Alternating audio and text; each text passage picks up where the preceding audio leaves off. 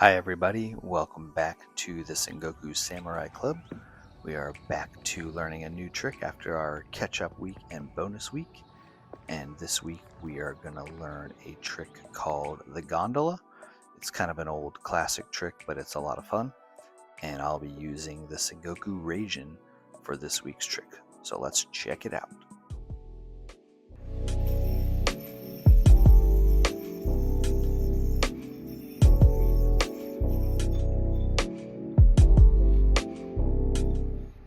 The first step in this trick is to get into a Houdini mount, which is basically a double or nothing, except for you go over your thumb first instead of your pointer.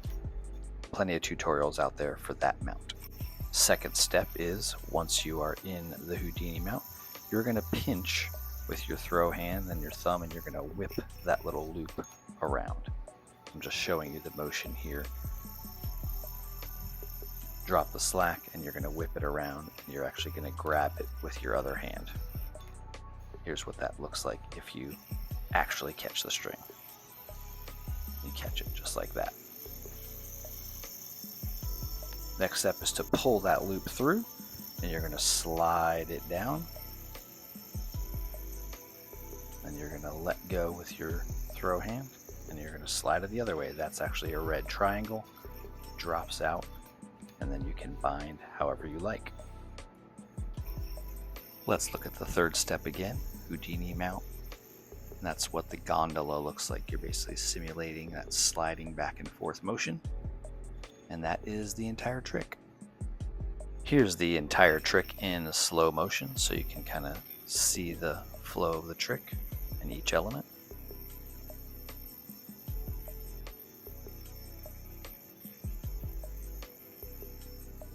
Yo-Yo kind of goes out of the frame here, but you can see what's happening, I think.